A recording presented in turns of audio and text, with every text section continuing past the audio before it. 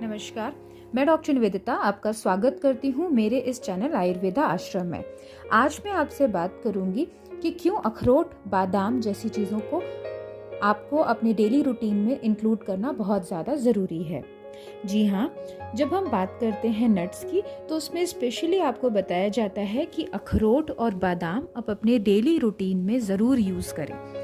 इसको आपको स्पेशली भिगो के यूज़ करना चाहिए। 8 से 10 बादाम और 1 से 2 अखरोट आप रात में भिगो लें 1 गिलास पानी में और उसे सुबह उठ के छील कर ज़रूर लें। या तो आप खाली पेट ले सकते हैं या आप अपने मिड मॉर्निंग में जब आप नाश्ता कर चुके हैं उसके 2 घंटे बाद फ्रूट्स के साथ ले सकते हैं। इसका जो मेन रीज़न है आपको अपनी डाइट में इनकॉर्पोरेट करने का वो ये होता है कि आप अब इसके अंदर बहुत ज़्यादा गुड कोलेस्ट्रॉल को बढ़ाने वाले तत्व होते हैं और बैड कोलेस्ट्रॉल को घटाने वाले तत्व होते हैं। जब हम कोलेस्ट्रॉल की बात करते हैं तो कोलेस्ट्रॉल 2 तरह का होता है, गुड कोलेस्ट्रॉल और बैड कोलेस्ट्रॉल।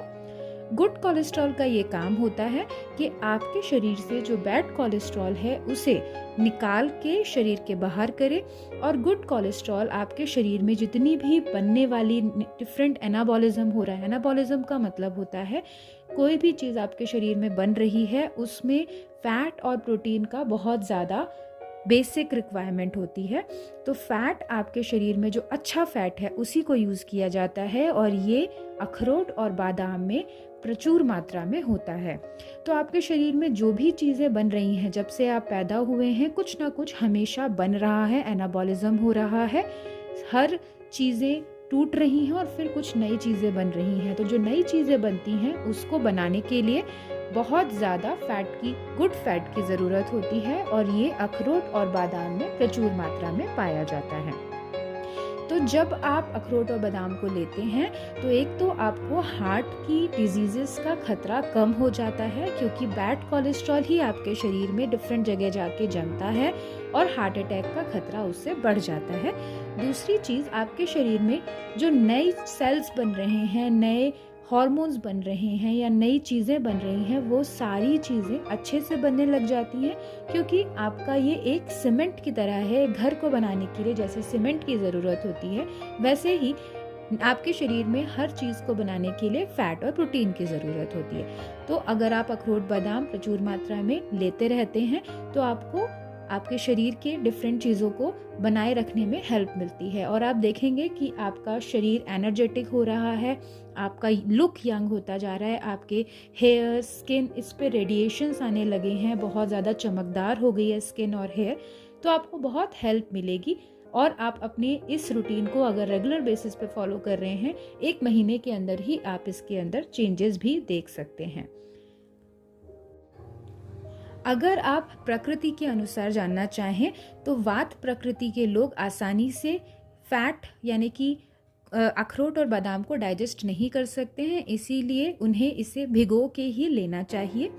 पित्त प्रकृति के लोगों को ये अखरोट और बादाम थोड़े गर्म होते हैं तो जब आप पानी में इन्हें भिगो देते हैं तो इनमें ठंडक आ जाती है और इनकी गर्मी निकल जाती है। तो पित्त प्रकृति के वालों लोगों को भी इसे भिगो के ही लेना चाहिए।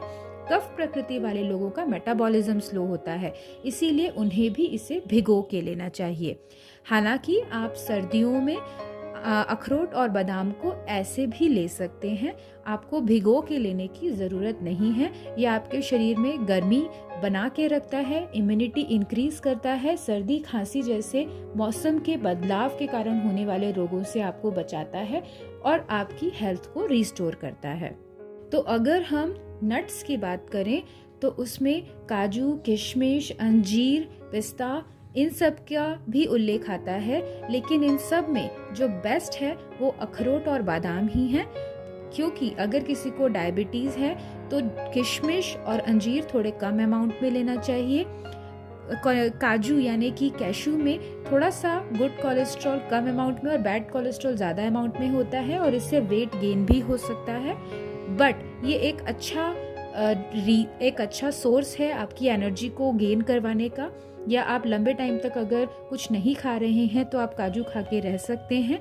पिस्ता भी इसी तरीके से काम करता है। तो आप इन सभी नट्स को थोड़े अमाउंट में ले सकते हैं, लेकिन रेगुलर बेसिस पे अखरोट और बादाम को ज़रूर लीजिए। अत्यधिक सभी का खराब होता है, तो अखरोट और बादाम को 7 से 8 या 10 बादाम एक दिन में आपको लेना है, और अखरोट 1 से 2 ही लेने हैं, क्योंकि पित्त प्रकृति वालों को उष्ण होने की वजह से एक्ने पिंपल्स भी आ सकते हैं इससे, और इसमें कोलेस्ट्रॉल भी आपका इंक्रीज हो सकता है, आपका मोटापा भी आ सकता है। तो आप इसको मॉडरेट अमाउंट में ही लें। मेरे इस वीडियो को देखने के लिए धन्यवाद। इसी तरीके की कुछ नई इन्फॉर्मेशन लेके मैं फिर से आपके साथ प्रस्तुत होंगी। तब तक आप अपना ध्यान रखें।